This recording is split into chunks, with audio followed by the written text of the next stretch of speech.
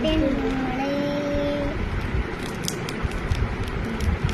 Guys, ആദ്യത്തെ ഒരു വീഡിയോയില് അമ്മക്ക് ഗിഫ്റ്റ് കൊടുക്കാൻ പോകുന്ന ഒരു പൊട്ടും ഒരു സ്പ്രേയും ഒരു ക്ലിപ്പും എന്നിട്ട് ഒരു കുഞ്ഞാറ്റൊരു പൊട്ടും കേട്ടോ. ഇവിടെ ഒരു സാധനം വെക്കുന്നത് കാണാണ്ടിരിക്കാൻ ഞാൻ മടക്കാൻ ശരിക്കും പറ്റും.